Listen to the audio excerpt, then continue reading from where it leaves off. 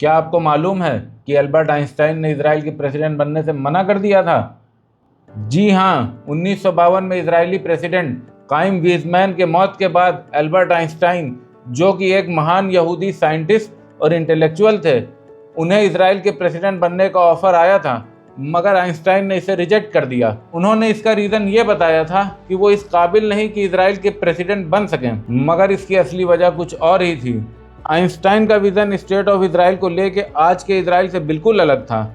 Einstein एक ऐसा by national solution चाहते थे जिसमें ज्यूज और अरब दोनों साथ में रह सकें और जो कि दोनों कम्युनिटीज़ की राइट्स और डिग्निटी को रेस्पेक्ट कर सके, और एक ऐसी मिली जुली सोसाइटी बने जहां अरब्स और ज्यूज हार्मनी में रहें और पूरा रीजन इससे कल्चरली और इंटेलेक्चुअली फ्लरिश करे। साथ ही साथ आइंस्टाइन ने इजराइल की फ्रीडम पार्टी को भी कंडेम किया, जो कि आज की लिक्विड पार्टी की आइडियोलॉजिकल प्रेडेसेसर है, यानी कि जिस पार्टी के नेतन्याहू मेंबर हैं। आइंस्टाइन ने एक ओपन लेटर में फ्रीडम पार्टी की एक्टिविटीज़ को नाजी और फासिस्ट पार्टी से कंपेयर किया है और 1948 में हुए दायर यासीन मैसेकर में इस पार्टी के रोल को कंडेम किया है, जिसमें सैकड़ों फिलिस्तीनियों को मार दिया गया और हज़ारों को बेघर कर दिया गया।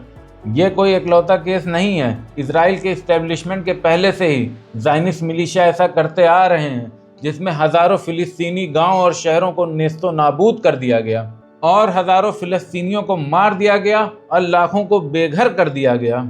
इस लार्ज स्केल मैसेकर और फोर्स डिस्प्लेसमेंट को नकबा के नाम से जाना जाता है।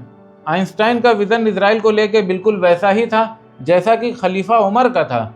637 में खलीफा उमर ने जेरूसलम को बाइजेंटाइन से जीता और ज्यूज, जिन्हें बाइजेंटाइन एम्पायर ने जेरूसलम से बाहर निकाल दिया था, उन्हें वापस बुला के जेरूसलम में रिसेटल कराया और साथ ही साथ एक ऐसे रिलीजियस और कम्युनल हार्मनी की मिसाल पेश की जिसमें मुस्लिम, ज्यूज और क्रिश्चियन तीनों कम्युनिटीज सदियों तक एक साथ रहीं।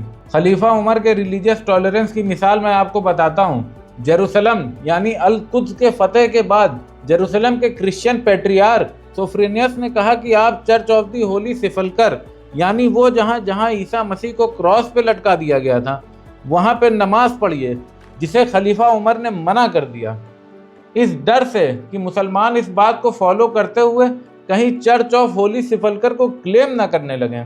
इसके अलावा सलाउद्दीन अय्यूबी ने जब 1187 में जेरूसलम को क्रूसेडर से वापस जीता तो उन्होंने जेरूसलम में मौजूद क्रिश्चियन पॉपुलेशन पे कोई ज़ोर ज़बरदस्ती नहीं की। इसके बावजूद कि क्रूसेडर्स ने 1099 में जेरूसलम के फतेह के वक्त इतने मुसलमानों और यहूदियों को मारा था कि घुटने तक पांव खून में डूब गए थे।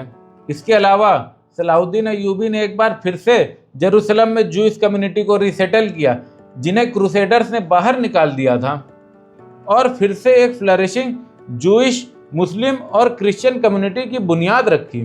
ये तीनों बड़ी हस्तियां हिस्ट्री में अलग अलग पीरियड में होने के बावजूद भी कैसे अपने सोच, अपने नज़रिए में बिल्कुल एक जैसी थी। किसी ने ठीक ही कहा है कि ग्रेट माइंड्स थिंक अलाइक।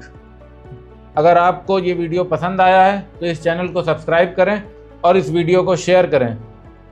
शुक्रिया।